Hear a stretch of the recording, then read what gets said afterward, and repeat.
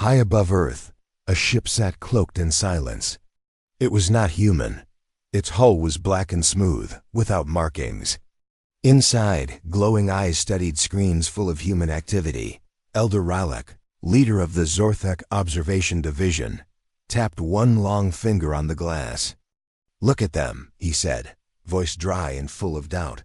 So loud, so emotional, always fighting, always laughing. Beside him, young analyst Trevik frowned. "But sir, they do not act like other species. I saw a human today run into a burning building to save a stranger. He survived ... barely. The fire melted his skin, but he smiled. Why?" Ralak turned to him slowly. "Because humans are broken." Trevik hesitated. "Or maybe there's something we don't understand." Ralak waved the idea away. "They are simple, primitive, full of chaos. That is not strength, it is weakness." Far below them on Earth, life moved forward. A child cried for his lost dog. A teenager painted graffiti on a wall. Two soldiers hugged after returning from war.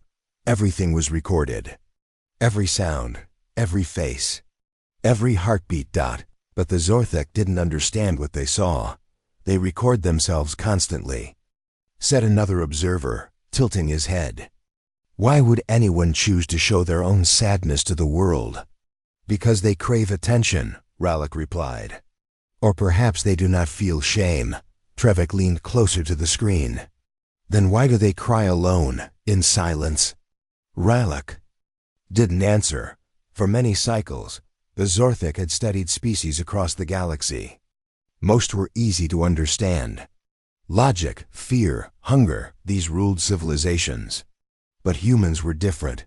Illogical. Dangerous. Ralak stood up from his chair. "Prepare the report. Earth is no threat. Their minds are clouded. Their actions lack order." Trevik hesitated again. "Sir ... Permission to extend my field study. I believe we're missing something." "Denied," Ralak snapped. "You've spent too much time watching them. Their emotions are infecting you." Trevik lowered his eyes. "Yes, Elder." The next day, Trevik woke early. He slipped into the shuttle bay without permission and took a small probe ship. He had to see them closer. Not through screens, but in their world.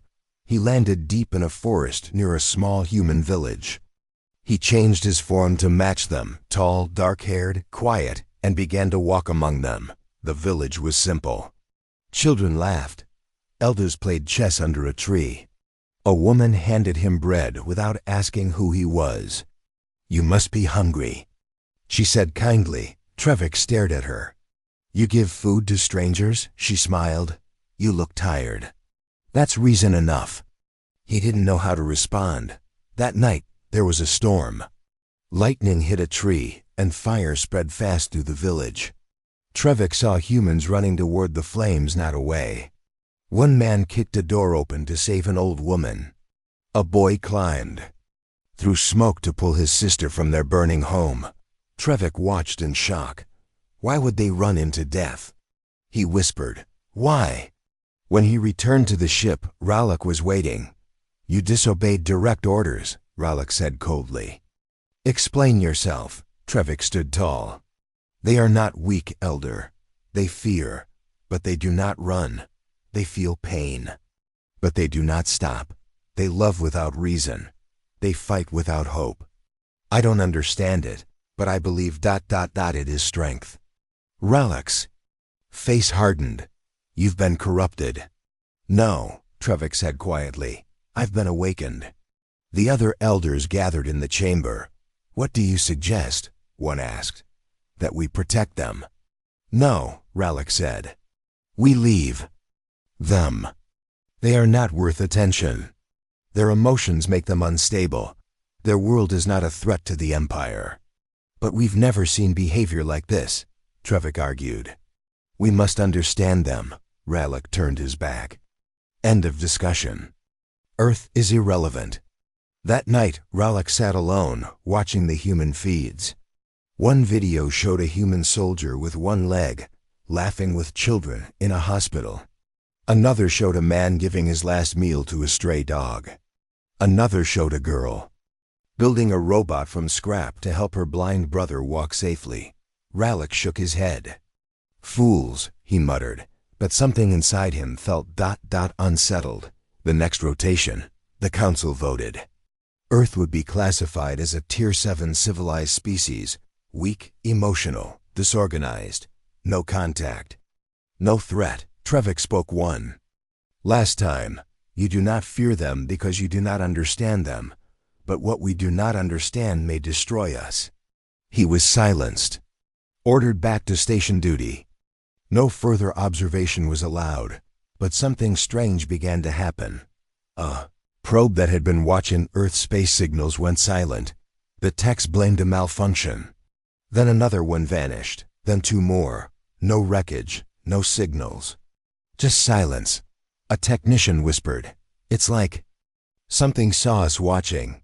The council ignored it. Weeks passed. One alien scout ship patrolling near Saturn disappeared. No distress signal. Just gone. Still, the council remained calm. Until one day, a message arrived. Not from Earth, not from any known channel. It was just sound at first. Static, then a voice. Human, calm, clear. "We saw you." The room went silent. Rallick's face turned pale. How did they find our frequency? "They shouldn't be able to," the communications officer said. "They have no tech that advanced." The screen changed. A face appeared. It was a human, a woman in a black uniform. Her eyes were sharp. Her voice was steady. "We are aware of your presence. We know what you've done. We understand you now, but you do not understand us. Leave our skies, leave our planet, before it's too late." The screen went black. For a moment, no one spoke. Then Rallick whispered, "They were never the ones being watched. We were." Trevik entered the chamber, chains on his hands, a guard behind him. He smiled slightly. "Now do you understand? The council met in emergency. Do we attack?" Someone asked, "Do we retreat?" Another said. Rallick stood in silence. Far above Earth, another Zorthik ship blinked off radar. Gone. The humans had not struck first. They had waited. Watched. Learned. And now they were ready.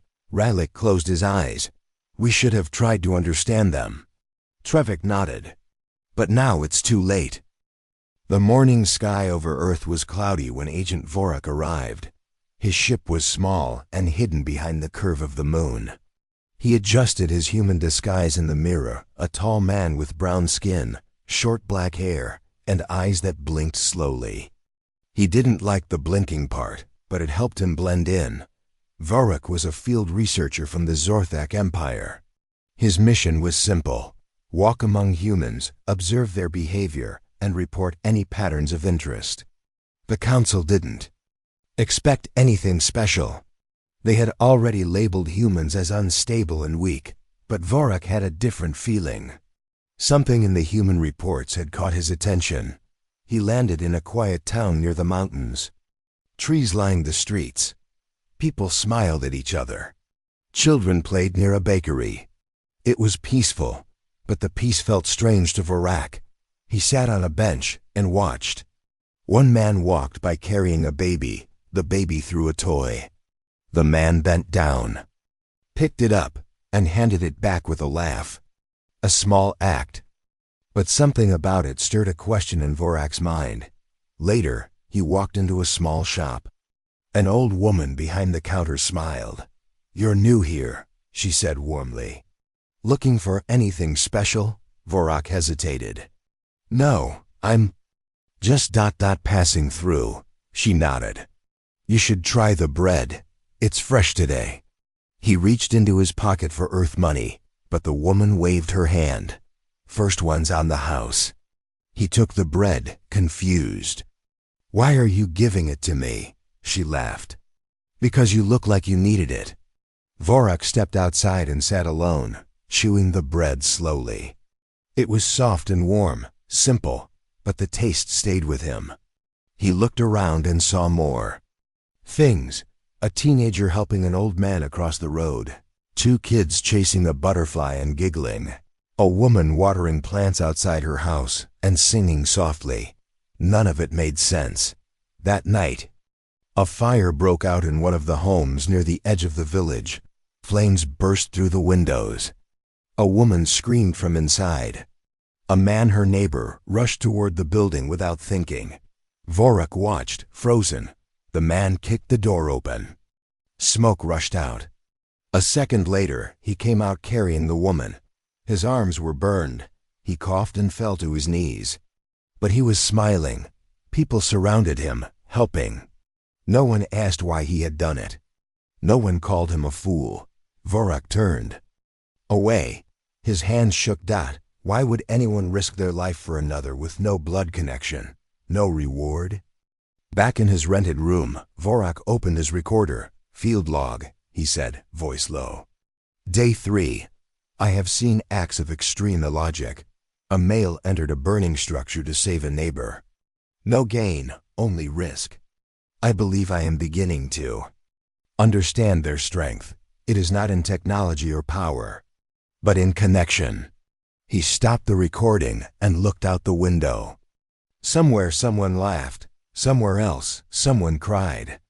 It was chaos, but it was real. The next day, he followed a group of teenagers to a park. They had loud music and painted faces. They played a game that made no sense, chasing each other and throwing colored powder. He got too close. One of them threw powder at him. Join in, a girl shouted. Vorak blinked. I don't know the rules. There are no rules. She laughed. Just have fun. He was pulled into the chaos. By the end of the hour, he was covered in colors. His face hurt from smiling, and his chest felt lighter. Later that evening, he sat by a lake alone again. He pressed the recorder. Field log, Day 4. Humans laugh during danger. They cry for others. They share even when they have little. I believe we may have made a mistake. These behaviors are not signs of weakness, but something else, something deeper. He looked up at the stars. What are you really? He whispered. A noise came from behind him. A child approached. Hi, the child said. Are you okay? Vorak blinked. Yes, why do you ask? You look sad. He didn't know what to say. The child sat beside him. Sometimes I get sad too. But Mama says it's okay, that it means I feel things. Do you feel things? Vorak nodded slowly. I think I do now. The child smiled and gave him a rock. Here, it's lucky. Then she ran back to her family. Vorak stared at the rock in his hand for a long time. That night, he sent a secret message to the Zorthic ship in orbit. To the observation division, he spoke quietly. My data shows that humans cannot be judged by logic alone. Their emotions drive them. But their emotions are not chaos, they are power. Their kindness, their sacrifice, their connection. These things make them dangerous. Not because they are violent, but because they inspire loyalty, hope, even love. They are not weak. I believe they are the most dangerous species we've encountered, not because they destroy, but because they endure. He paused. I recommend further observation, immediate, before it is too late. He closed the message and leaned back. Suddenly a knock came at his door. He opened it. A woman from the village stood outside. She held a basket of food. We're having dinner by the river, she said. You should come. No one should eat alone. Vorak stared at her. I don't belong here, he said. She smiled. Then all the more reason to join. He followed. At the riverbank, there was a fire. Music, food, children played nearby. People laughed. Someone handed him a plate. Someone else gave him a drink. He sat. He listened. He forgot, for a moment, who he was. He forgot the ship above the clouds. The council. The mission. He was ... human, at least in feeling. Later, as he walked back alone, He felt a strange tug in his chest. His communicator buzzed. Incoming order. Return to ship. Immediately, observation terminated. Vorak stopped walking. He looked at the people around him. The warmth, the danger, the courage, the kindness, and he made a choice. He smashed the communicator against a stone. Then he looked up at the stars and whispered, "You don't understand them. But I will." High above, the council waited for his report. It never came. They assumed the mission was over. They never realized the truth. One of their own had become something more. And as the weeks passed, strange new signals began to rise from Earth, buried inside music, inside broadcasts, inside silence. The humans had noticed, and they were listening back. Captain Yarrick stood inside the cold walls of the Zorthek research cruiser Zenith. The room was full of blinking blue lights, screens showing maps of Earth, and a thick silence that made everyone nervous. They had captured a human. "We are ready," the lead scientist said. "The human male is restrained. The testing chamber is secure." Yarrick folded his arms. "What is the subject's condition?" "Unharmed, alert, slightly amused, strangely." "Amused?" Yarrick repeated. The scientist nodded, confused. He smiled at the guards when they took his weapons, laughed when we scanned his mind. "That doesn't make sense," Yarrick muttered. Double quotes, "No, Captain. It does not." Behind a thick glass wall, the human sat calmly. He wore torn camouflage pants and a blood-stained black shirt. His face was scratched, and his hands were bound.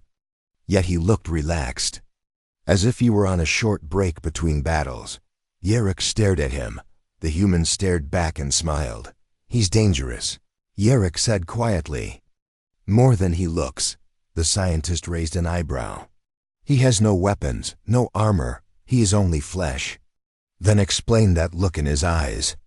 The scientist said nothing. The human's name was Sergeant Cole Mercer, a combat engineer from a special Earth defense unit. His team had vanished in a forest during an alien probe investigation. Only he was found alive. The Zorthek made one mistake that day. They didn't kill him.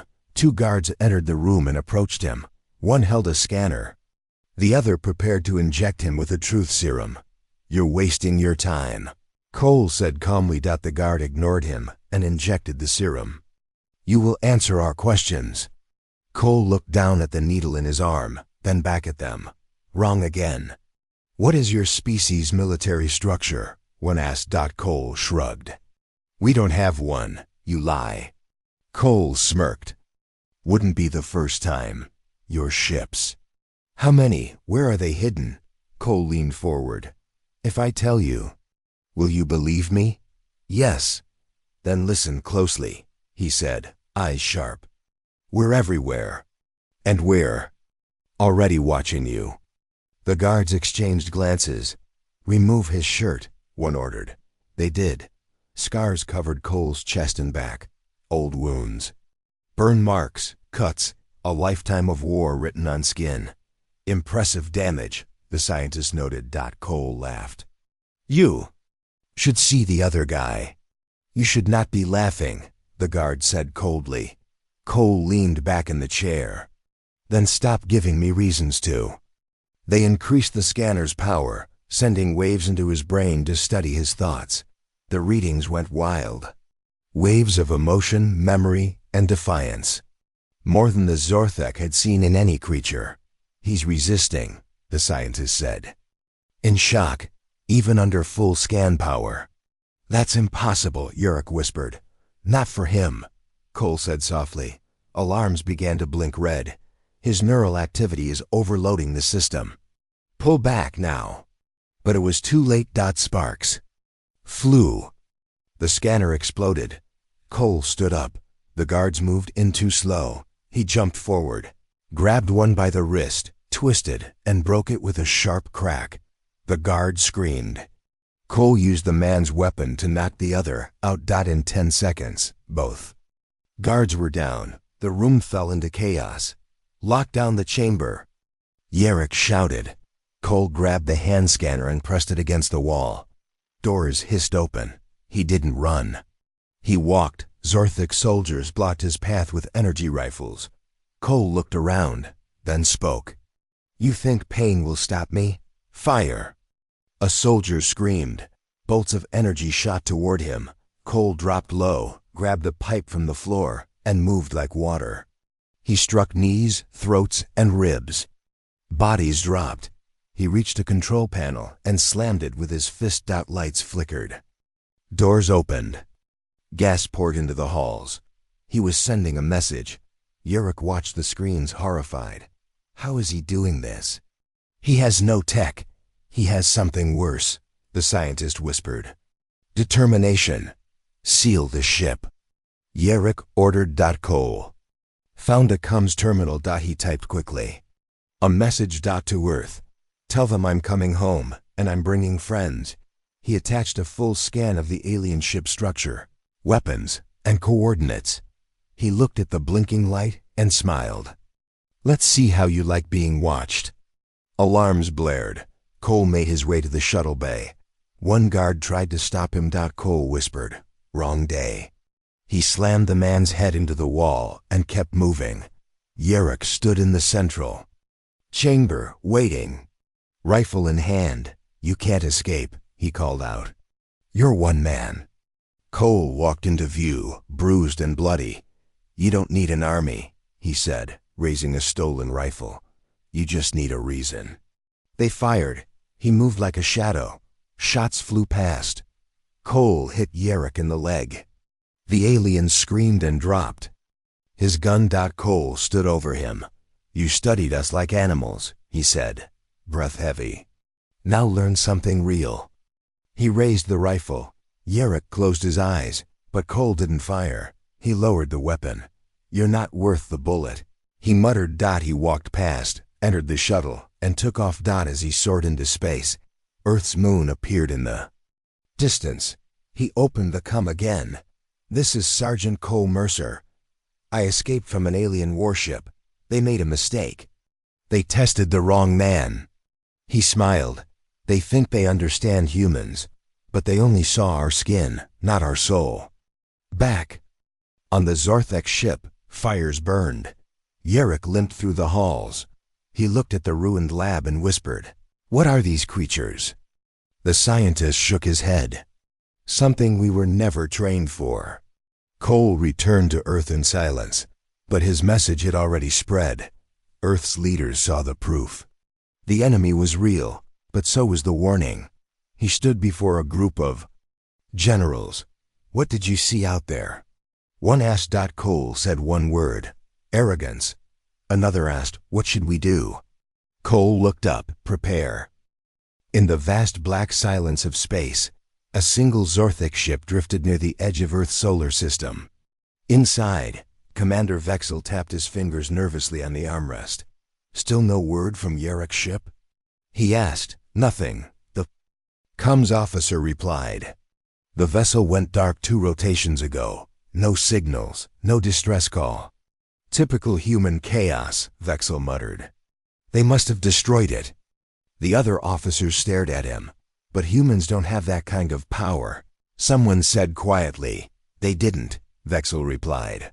"Maybe now they do." Inside Earth's atmosphere, governments across the planet had received Cole Mercer's emergency broadcast. The message had been simple. The aliens were real, and they had tried to break him. They failed, and Earth now knew. Cole sat in a steel chair inside a deep bunker under the Rocky Mountains. Military leaders surrounded him. Scientists played the intercepted alien data on large screens, alien language, ship designs, weapon details, coordinates. "This is a gold mine," one general whispered. "We don't know how much time we have," said another.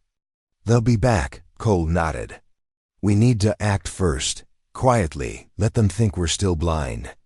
Above them, satellite systems shifted. Hidden programs that had been sleeping for years came online.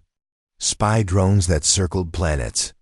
Silently were now focused on a new target, the stars. and Earth began to answer. In a dark control room, General Hale stood before a glass table. "How long until we can track their ships?" A tech officer replied, "We've cracked their cloaking pattern, sir. We've already locked onto 3 vessels in high orbit." "Good," Hale said. "Don't engage, just watch, sir." The tech asked, surprised. Hale turned to him. "Let them think they're still gods." On the Zorthek cruiser, Commander Vexel watched Earth's communication networks. Their language was simple, emotional, so much noise. But then, the noise changed. A signal came through. It sounded like music. But hidden inside were strange waveforms, patterns that made no sense at first. "What is that?" Vexel asked. The analyst frowned. "It's human, a recording called radio broadcast, but there's a message buried under it." The signal repeated every few seconds.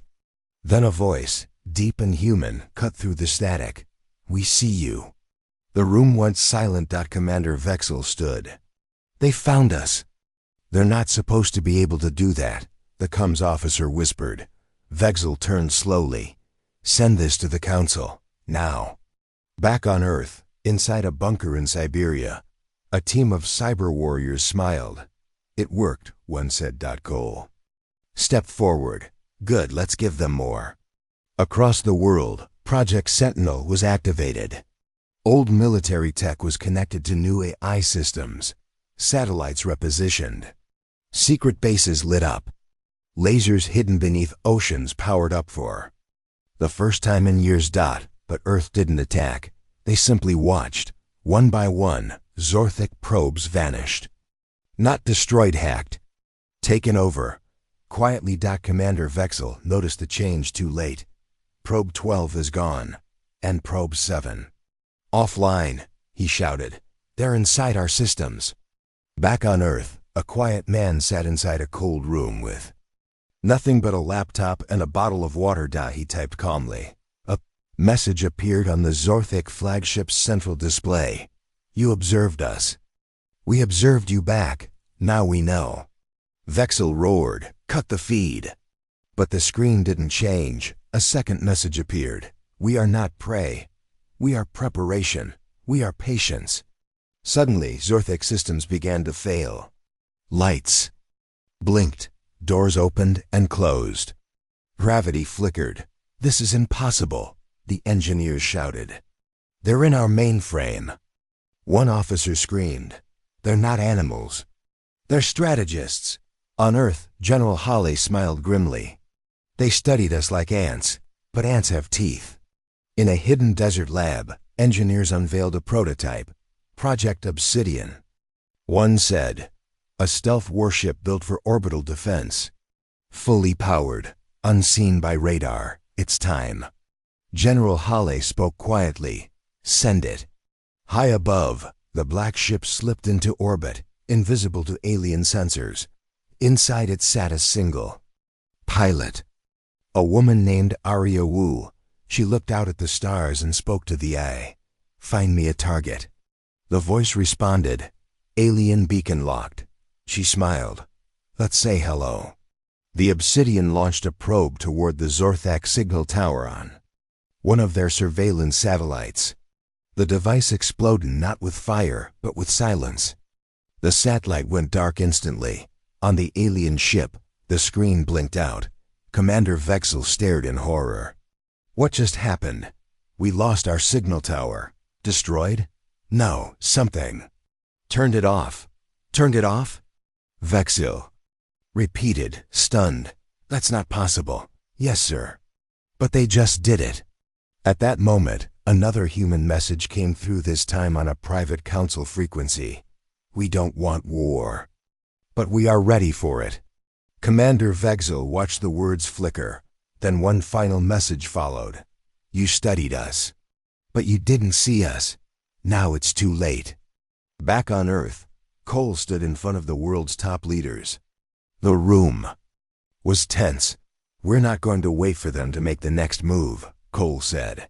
"We let them watch, let them mock us. That time's over. What do we do now?" asked one prime minister, We build, we share knowledge. No more borders.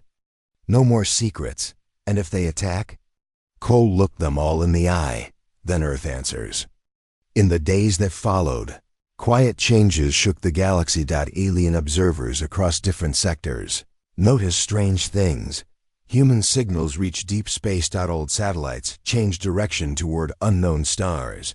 A massive structure began to form. Above Earth, something with weapon ports, docking arms, and armor thicker than anything ever seen. A council member on the Zorthic homeworld watched the reports and said only one word: impossible. But at WASN single quotes D. It was human. And it had just begun. Commander Vexel paced the command deck of the Zorthic flagship, eyes fixed on the flickering screens. Probe 14 is offline, he said, voice tight. And Probe 9, gone without a trace. Lieutenant Rilke, the communications officer, looked up from her console. It's not just the probes, Commander. Our orbital outposts are losing power one by one. Vexel's jaw clenched. Are the humans attacking? No, Rilke shook her head. It's worse. They're inside our systems. We're being watched and controlled. Vexel slammed his fist on the table. This is not possible. Our technology is years ahead of theirs. Not anymore, the tech officer said quietly. They've learned from us. Adapted faster than we thought. Vexel glanced toward the observation window. Far below, the blue planet spun in the cold. Dark. Earth looked peaceful, innocent, but it was a lie. In a secret control room beneath the Rockies, General Halley stared at multiple screens showing the positions of Zorthic ships. We don't strike first, he said firmly. But we don't hide either. A technician nodded. Satellites are tracking every move. AI drones are monitoring their systems silently, Halley smiled. Good. We'll win this war without firing a shot. Far from the command centers, in the shadow of a ruined city, a group of human resistance fighters gathered. Among them was Cole Mercer. He looked tired but focused. We have to keep them blind, Cole told the group. If they know we're watching, they'll change tactics. We stay silent, strike quickly, then vanish. One fighter asked, what about the civilians? We protect them, Cole replied. But this war isn't about guns and bombs. It's about patience and brains. Back on the Zorthic ship, alarms suddenly blared. Multiple systems down. An engineer shouted, We're losing control of our weapon platforms. Vexel barked, Shut it down, isolate the infected systems. But the damage spread fast. Commander, Rilke reported, they're overriding our sensors. Turning our weapons against us. Vexel's face went pale. This is sabotage. They're inside the ship.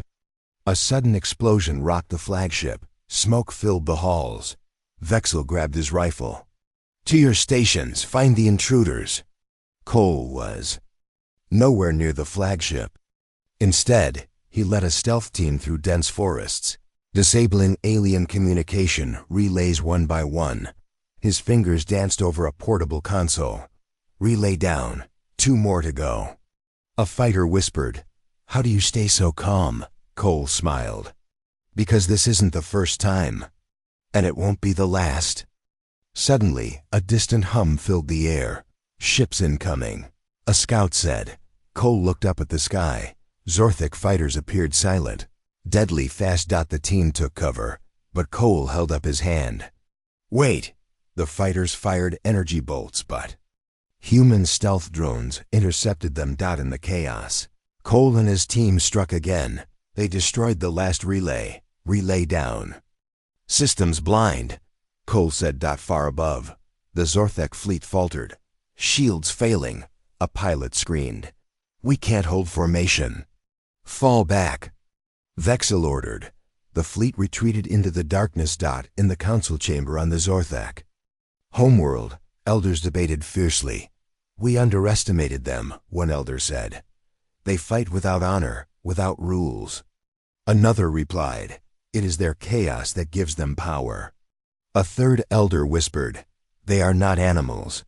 They are predators, silent, smart, and patient." Back on Earth, General Hale watched the retreat on a large screen. "They think this war is loud," he said. "But the quiet ones are the deadliest." In a hidden lab, Arya Wu prepared her warship. "We're just getting started," she told. The ship's engines hummed to life. Outside, Earth waited. And the silent war had begun. The council chamber on the Zorthic homeworld was cold and silent. Elders sat in heavy chairs, their faces dark with worry. Commander Vexel stood at the front. Our EPORTS spread across a glowing table.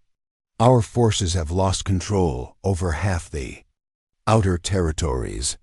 Their technology, their strategies completely unexpected." An elder spoke, voice sharp. "They are primitive. How could they adapt so fast?" Vexel looked them in the eyes. "Because they don't fight like us. They fight with heart. With something we don't understand." In the far corner, a scientist muttered, "Their emotional connection gives them strength. We ignored it before. A mistake." Vexel nodded. "We underestimated their unity." Across the galaxy, deep within Earth's command center, General Hale studied the latest intelligence feeds. "We've penetrated their systems deeper than ever. The truth about their empire is fragile." "Sir?" a junior officer asked. "The Zorthic have hidden fears," Hale said. "They believe their power is absolute, but our people, our unity, is their real threat." At the same moment, Cole Mercer walked through a high-tech lab. Engineers worked on a new device, something unlike anything seen before. "Explain it again," Cole said. A scientist smiled. "It's a communications array tuned to their neural patterns. We can now read their thoughts from far away." Cole nodded slowly. "So we can listen without them knowing," the scientist frowned. "Yes, but it's risky. If they detect us... We won't let that happen," Cole said firmly. Later, in a hidden forest bunker, Arya Wu trained her team. "The war is not about weapons alone," she told them. "It's about breaking their will, finding their weakness." A recruit asked, "What if they have no weakness?" Arya smiled. "Then we become their weakness." Far away, a Zorthek scout ship drifted near Earth's orbit. Inside, sensors flickered. Suddenly, a sharp alert. "Human fleet approaching," the pilot said. "Unidentified ships cloaked." Vexel's voice crackled through comms. "Prepare for engagement." On Earth, stealth ships moved silently in space. Their crews watched the enemy. "We know their moves," Arya said. "They don't know ours." Suddenly, a burst of energy flared. A Zorthic fighter exploded. The humans cheered quietly. Back on the Zorthic homeworld, a group of elders gathered in secret. "We need a new plan," one said. "Our pride blinds us." Another elder whispered, "What if we tried to talk?" Vexel scoffed. "Talk? With those who invade our systems?" But a young council member stood. "They want to be understood. Maybe we should listen." The chamber grew quiet. Meanwhile, Cole sat with his team, reviewing data. "They fear our emotions," he said. "Our strength is in trust." A technician smiled, "And they have no idea how far we've come." Suddenly, an alert beeped. A message from deep space. It was a transmission from the Zorthic homeworld. A voice spoke, calm but urgent. "We wish to negotiate. A ceasefire. We want to understand. General." Hale looked at Cole. "What do you think?" Cole shrugged. "It's a trap. But it could be our chance," Hale said. Cole sighed. "All right. Let's hear them out." The negotiation took place aboard a neutral space station. Humans and Zorthek faced each other across a large table. Commander Vexel stared at Cole. "We misjudged you," Cole nodded, "and you misjudged us." An elder asked, "Why do you fight so fiercely for a planet that seems so small?" Cole smiled softly. "Because it's home. Because every person here matters. We fight for each other. Vexel looked away. We have always measured strength by power, not heart. Cole said, that was your first mistake. The talks continued. Late into the cycle. Slowly, understanding grew. Suddenly, an explosion rocked the station. Alarm bells blared. Sabotage. A guard shouted. In the chaos, humans and Zorthak worked side by side to contain the damage. When the smoke cleared, Vexel looked at Cole. We may be enemies, he said quietly.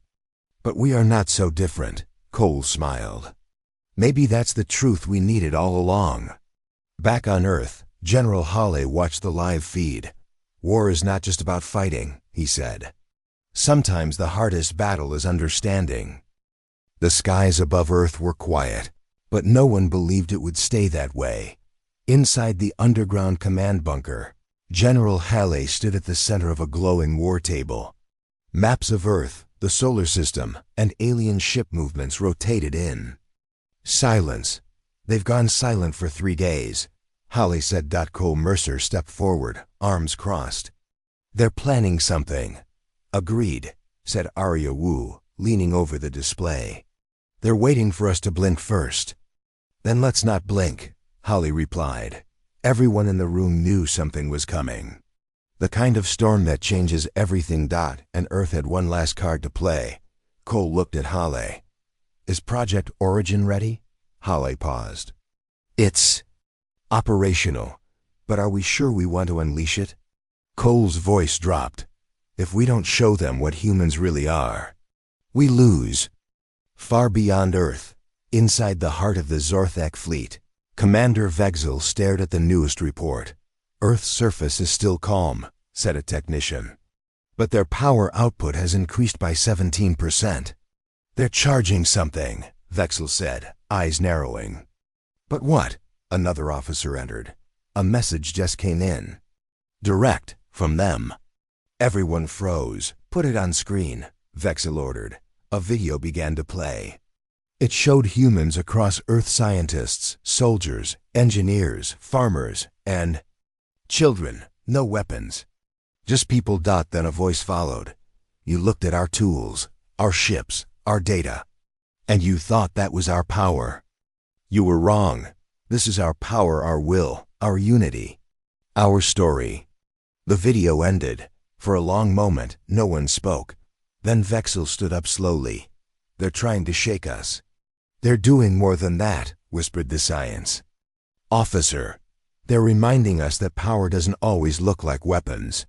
Still, the Zorthak didn't retreat.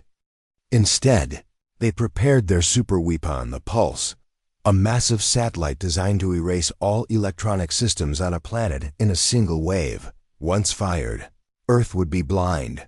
Back on Earth, Cole sat in a small room with one other person, and Toswood, old woman named Dr. Lena Morales. She was the lead scientist behind Project Origin. She placed a hand on a steel box the size of a suitcase. You sure about this, Cole? I've never been more sure. She unlocked the box. Inside was a strange glowing orb. It pulsed with a rhythm, almost like a heartbeat. This is raw consciousness, Lena said. Built from memories, voices, minds of thousands of humans. Cole stared at it. How does it work? It doesn't fire. It doesn't destroy. It speaks. Cole blinked. Speaks? It shows them who we are, all of us, all at once. And what if it doesn't work? She looked at him. Then we lose. High above the planet, the Zorthak satellite prepared to fire. Commander Vexel gave the final order. Begin the pulse countdown. Back on Earth, Dr. Morales handed the orb to Arya Wu. Place it near the upper atmosphere. It will connect with every mind on that ship. Cole joined her. Ready? Arya gave him a small nod. Let's change the rules. They boarded the Obsidian, Earth's stealth warship, and launched silently into orbit. Inside the cockpit, the orb glowed brighter. Arya's hands moved over the controls. Target in range. Drop it, Cole said. The orb was released into space and floated gently. It pulsed faster, brighter dot. Then it activated dot on the Zorthic flagship. Everything stopped. The countdown froze. Screens went black. The crew went silent. Then ... The visions began. Each Zorthic officer saw something different. Vexel saw a boy trying to carry his injured dog through a snowstorm. A soldier saw a girl holding her dying father's hand in a burning city. A scientist saw a young man sharing his only meal with a crying stranger. Thousands of human memories. Thousands of moments, pain, love, sacrifice, fear, strength. All of it, one after another. The Zorthic crew fell to their knees. Tears fell from eyes that had never cried before. Inside the command room, Vexel dropped his helmet. He whispered, "We were wrong." The pulse satellite powered down. No command was given. No one wanted to fire anymore. Back on Earth, silence filled the war room. Did it work? Halle asked. A tech officer looked up from her screen. "Sir, they've stopped everything." Cole let out a breath. Then it worked.